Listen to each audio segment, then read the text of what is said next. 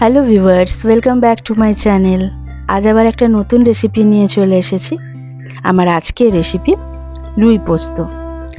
বাঙালি তো মাছে ভাতে বাঙালি বলেই বিখ্যাত, আর পোস্তও বাঙালিদের ভীষণ প্রিয়। এই গরমকালে পোস্ত, আলু পোস্ত, লাউ পোস্ত, পোস্ত নানা রকম রেসিপি বাঙালিরা খেয়ে থাকে। কম্বিনেশনটা যদি হয় মাছ আর পোস্তের, তাহলে তো তার স্বাদ দুর্দান্ত হবেই।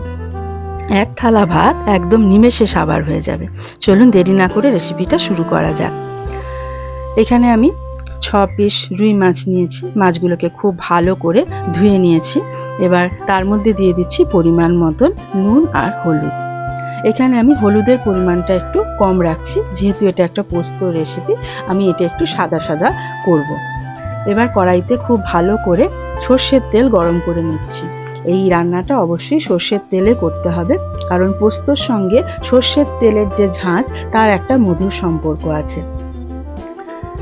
এবার ধোঁয়া ওঠা তেলে আমি মাছগুলো ছেড়ে দিলাম। তেলটা খুব ভালো করে গরম করে নিয়ে মাছ ছাড়লে মাছগুলো কড়াইতে লেগে যাওয়ার সম্ভাবনা খুব কম থাকে। এবার মাছগুলো এক পিঠ ভাজা হয়ে গেলে উল্টে উল্টে আরেক পিঠ ভেজে নিতে হবে। এখানে এই রান্নায় আমি মাছগুলো খুব বেশি পরিমাণে কড়া করে ভাজবো না।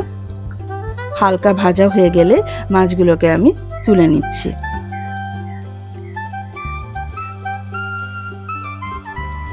এবার ওই তেলেই আমি দিয়ে দিচ্ছি অল্প পরিমাণ কালো জিরে আর একটা শুকনো লঙ্কা ভেঙে ফোড়ন। সামান্য একটু ভাজা ভাজা হয়ে গেলে তার মধ্যে দিয়ে দিচ্ছি একটা পেঁয়াজ কুচি। পেঁয়াজটাকে একটু সরু করে কাটার চেষ্টা করেছি। পেঁয়াজটা একটু সরু করে কাটলে খুব ভালো করে ভাজা হয়ে যাবে। এবার আমি বেটে নেব পোস্ত আর কাঁচা লঙ্কা। এখানে আমি বড় চামচে 3 চামচ পোস্ত দিয়েছি। পোস্ত আর কাঁচা লঙ্কা বেটে নিলাম, আর এদিকে পেঁয়াজটা ভাজা হয়ে গেছে। আমি এখানে দিয়ে দিচ্ছি একটা টমেটো কুচি।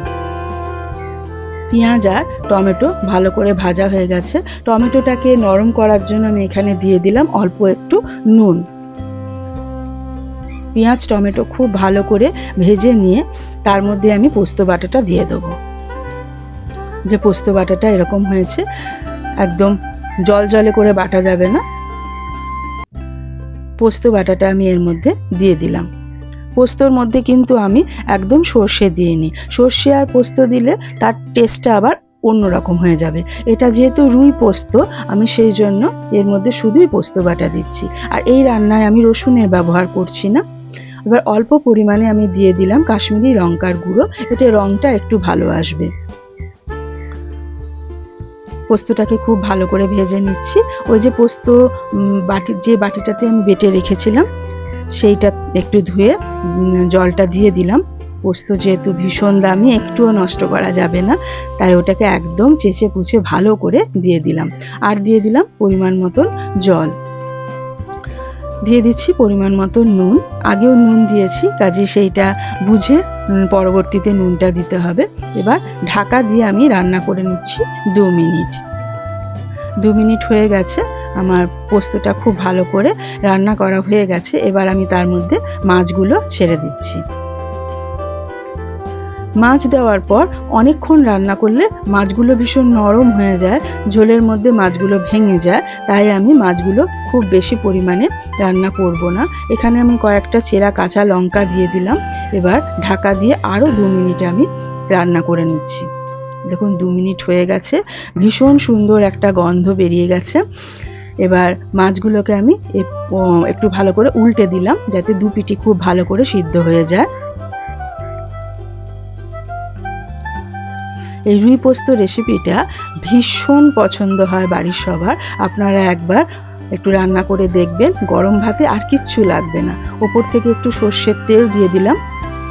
সর্ষের তেল দেওয়ার পর আর একবার একটু নাড়াচাড়া করে ভালো করে 1 মিনিটের মতন রান্না করে নিলেই ব্যাস রেডি আমাদের রুই পোস্ত।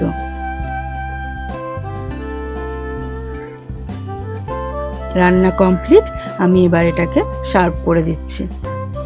ভীষণ ভালো লাগে খেতে। আপনারা যারা রান্না করেছেন তারা তো জানেন, যারা করেননি তারা আমার রেসিপিটা দেখে একবার রান্না করে নেবেন, দেখবেন বাড়ির সবাই ভীষণ পছন্দ করবে ও বারবার এটা বানাতে বলবে। যদি আমার ভিডিওটা ভালো লেগে থাকে তাহলে প্লিজ ভিডিওটাতে একটা লাইক করে দেবেন, আর এরকম রান্নার রেসিপি পাওয়ার জন্য আমার চ্যানেলটাকে অবশ্যই সাবস্ক্রাইব করে নেবেন।